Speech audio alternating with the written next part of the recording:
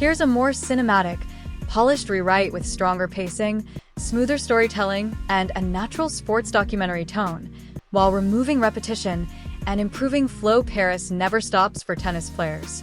That's simply the truth. At Charles de Gaulle Airport, one of the busiest airports in the world, people move fast. Heads down, eyes forward.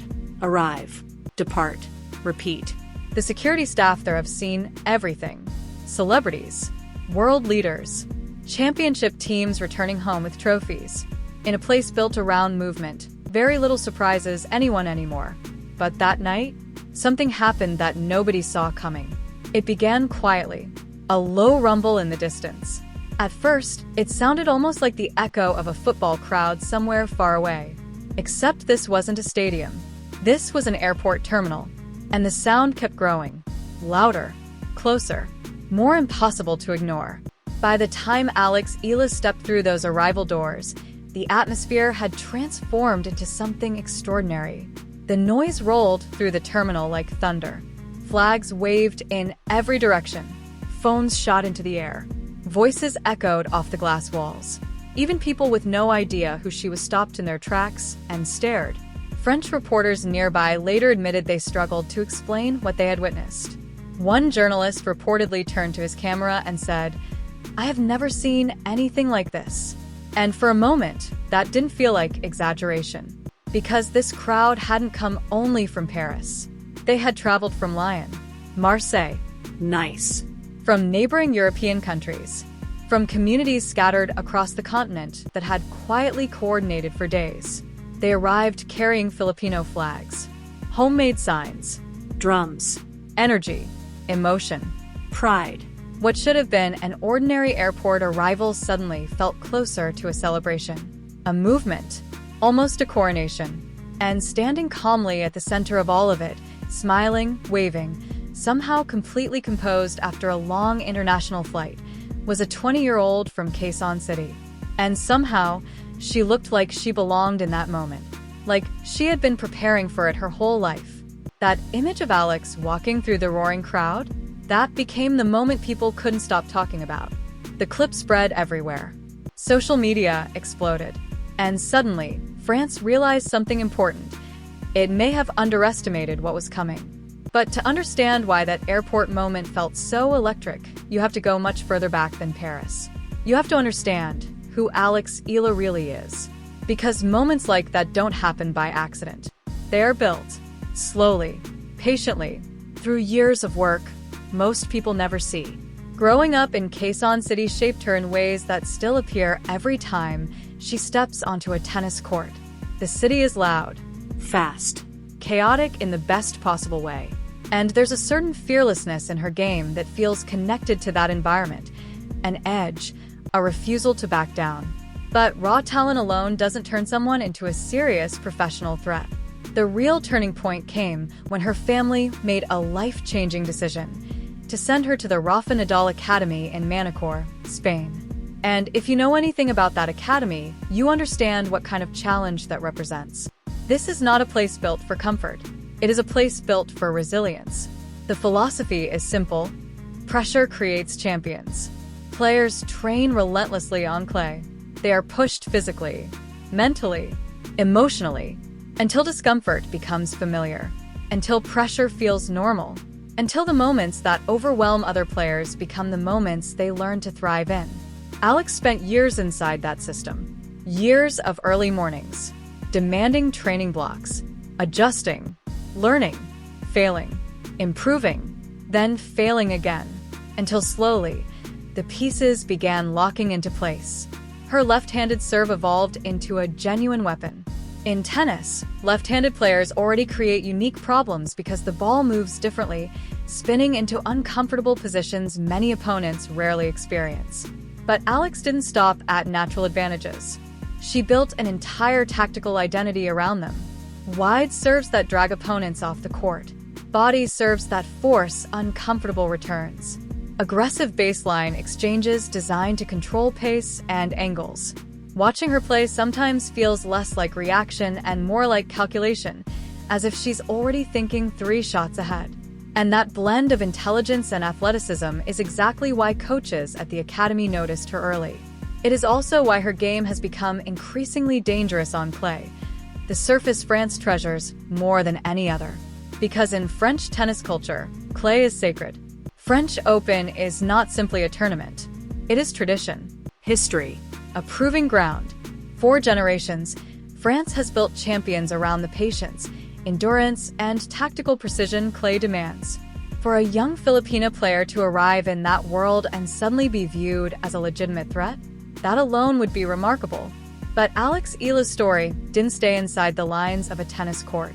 It became something much bigger, because what she represents goes beyond rankings, beyond statistics, beyond tennis itself.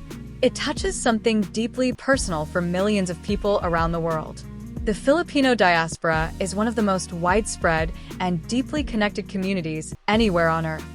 Filipinos live and work in nearly every corner of the globe, and many carry something difficult to describe but instantly recognizable: a longing for home, for connection, for identity, for something that reminds them where they come from, no matter how far away they are.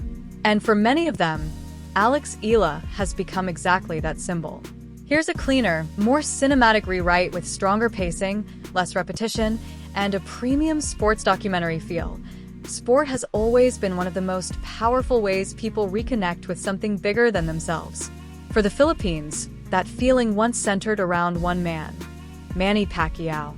Every fight night felt like the entire country stopped breathing at the same time. Roads emptied, restaurants turned on televisions, families gathered.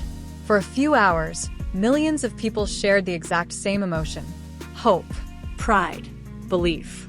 What Alex Eala is beginning to build feels like the next chapter of that story. Only now, the stage is different. The battleground is not a boxing ring. It's clay courts in Europe.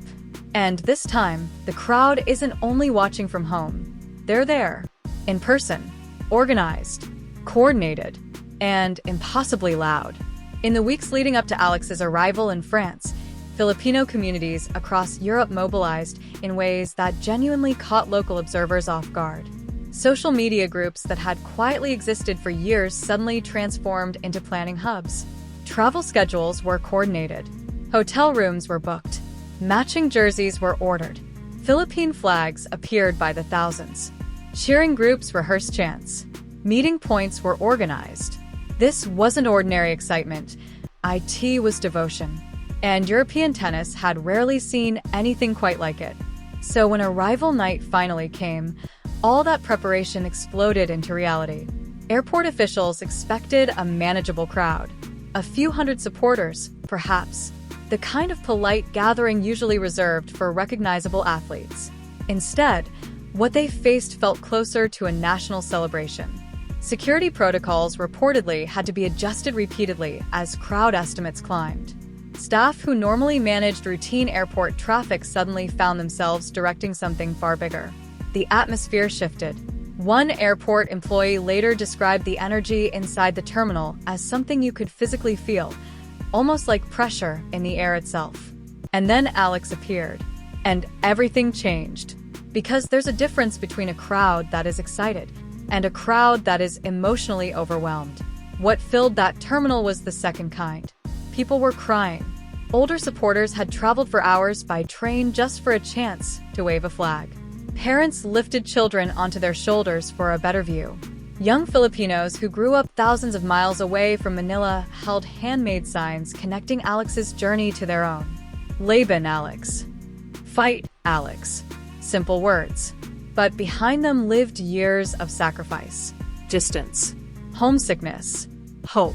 And once you understand that emotional context, the airport moment stops feeling like just another sports story.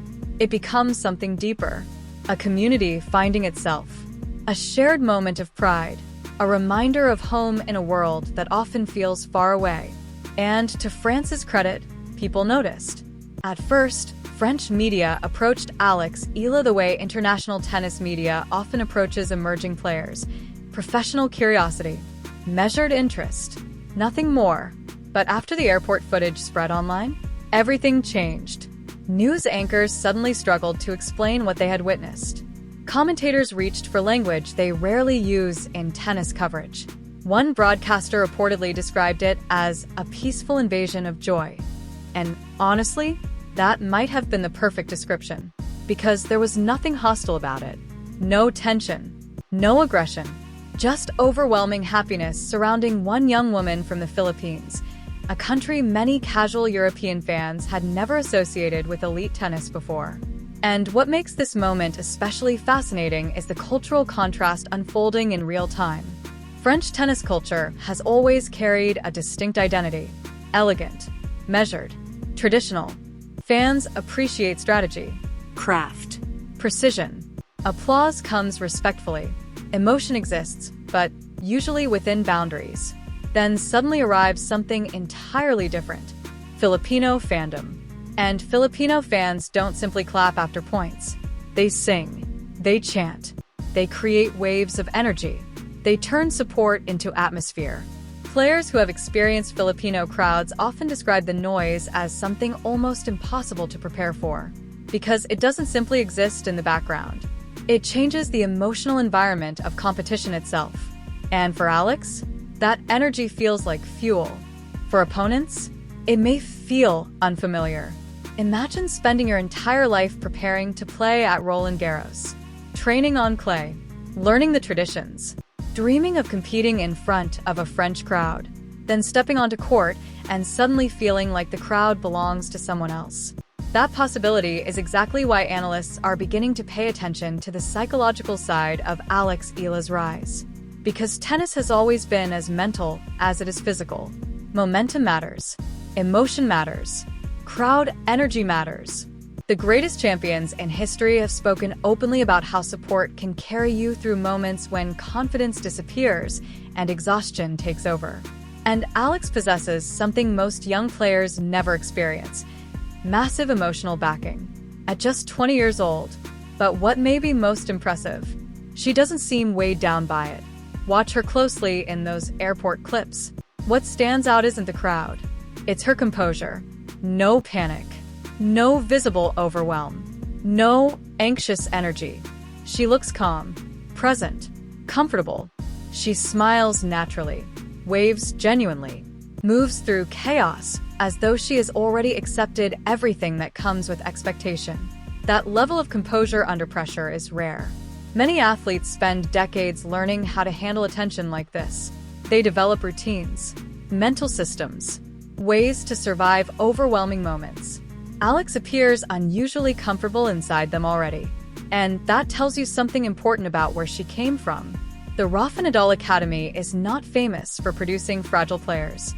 Its reputation is built on resilience, pressure, mental toughness. Players are trained to become comfortable being uncomfortable, to embrace difficult moments, to stay steady when matches become emotionally chaotic. So when you watch Alex calmly walk through thousands of screaming supporters at an airport terminal, you're seeing more than confidence. You're seeing preparation. Years of it. And now, French tennis is beginning to ask a question it never expected to ask this soon. Not just, who is Alex Eala? But, how dangerous could she really become? Because when analysts look closely at her game, the reasons for excitement become clear. Clay suits her. The slower surface gives her time to construct points. Her left-handed angles become even more disruptive because the spin moves opponents into uncomfortable positions. Her conditioning, shaped through years of intense training, allows her to survive long rallies without losing intensity. And, perhaps most importantly, she seems to improve when pressure rises. That might be the most dangerous quality any competitor can possess. Some players shrink when matches become difficult. Alex often seems to settle in.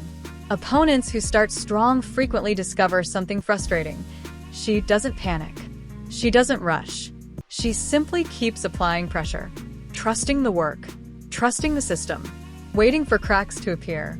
And that pattern has started to make serious analysts wonder whether her rise might happen faster than expected. Not years from now. Soon. Very soon. Because eventually, hype means nothing if results don't follow.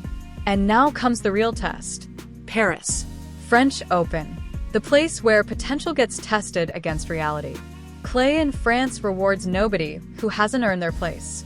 The best players arrive prepared, experienced, battle-tested, and backing up the noise, the hype, and the expectations against world-class opposition. That is where the next chapter of Alex Eala's story will truly begin.